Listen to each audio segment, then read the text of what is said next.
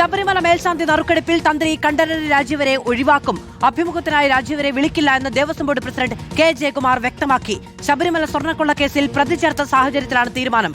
മേൽശാന്തിമാരെ തെരഞ്ഞെടുക്കുന്ന നറുക്കെടുപ്പിൽ 2 തന്ത്രിമാരാണ് പങ്കെടുക്കേണ്ടത്. M G Pratheesh വിവരങ്ങളുമായി നമ്മളോടൊപ്പം ചേരുകയാണ്. പ്രതീഷ്, ദേവസ്വം ബോർഡ് ഇക്കാര്യത്തിൽ കൃത്യമായൊരു തീരുമാനം, ശക്തമായൊരു തീരുമാനം എടുത്തിരിക്കുന്നു. തന്ത്രി ആ യോഗത്തിൽ പങ്കെടുക്കേണ്ടതില്ല എന്ന്.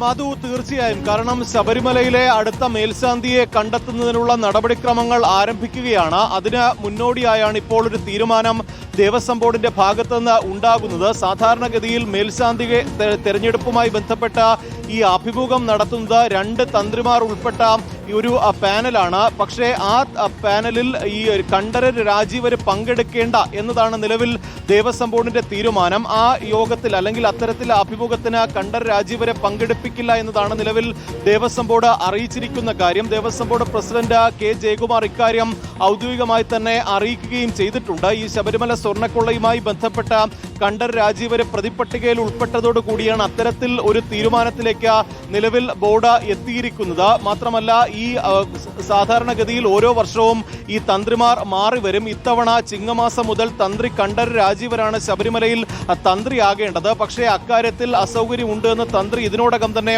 ആ കത്ത് നൽകിയിട്ടുണ്ട്. പകരം മകൻ ബ്രഹ്മദത്തനെ തന്ത്രിയാക്കണമെന്നുള്ള ഒരു ആവശ്യവും കണ്ഠരര് രാജീവരെ മുന്നോട്ട് വച്ചിട്ടുണ്ട്. ഇക്കാര്യം ഹൈക്കോടതിക്ക് വിട്ടിരിക്കുകയാണ് നിലവിൽ ദേവസ്വം ബോർഡ്. സ്പെഷ്യൽ കമ്മീഷണർ വഴി ഹൈക്കോടതി അറിയിക്കാൻ തീരുമാനിച്ചിട്ടുണ്ട്. ഇതിന് പിന്നാലെയാണ് ഈ മേൽശാന്തി നറുക്കെടുപ്പിനുള്ള അഭിമുഖ പാനലിൽ തന്ത്രി കണ്ഠരര് രാജീവരെ വേണ്ട എന്നുള്ള ഒരു നിലപാട് കൂടി എടുത്തിരിക്കുന്നത്. കാരണം അത്തരത്തിൽ കണ്ഠരര് രാജീവരെ ആ പാനലിൽ ഉൾപ്പെടുത്തിയാൽ ഹൈക്കോടതിയിൽ നിന്നുൾപ്പെടെ വലിയ തിരിച്ചടി ഉണ്ടാകുമെന്ന ഒരു ബോധ്യത്തിന്റെ കൂടി ഭാഗമായാണ് അത്തരത്തിലൊരു തീരുമാനം ദേവസ്വം ബോർഡ് എടുത്തിരിക്കുന്നത്. നാളെ തിരുവിതാംകൂർ ദേവസ്വം ബോർഡിന്റെ യോഗം തിരുവനന്തപുരത്ത് ചേരുന്നുണ്ട്. ഈ തന്ത്രി തുടരണമോ അല്ലെങ്കിൽ പകരം ബ്രഹ്മദത്തനെ ആക്കണമോ എന്നത് ഉൾപ്പെടെയുള്ള കാര്യങ്ങളിൽ നാളത്തെ ദേവസ്വം ബോർഡ് യോഗത്തിൽ പ്രത്യേക ചർച്ച നടക്കുമെന്നതാണ് നമുക്ക് മനസ്സിലാക്കാൻ കഴിയുന്നത്. ഇതൊരു അജണ്ടയായി തന്നെ നാളത്തെ യോഗത്തിൽ എത്തും എന്നുള്ള വിവരം കൂടി ഇപ്പോൾ പുറത്തു വരുന്നുണ്ട്.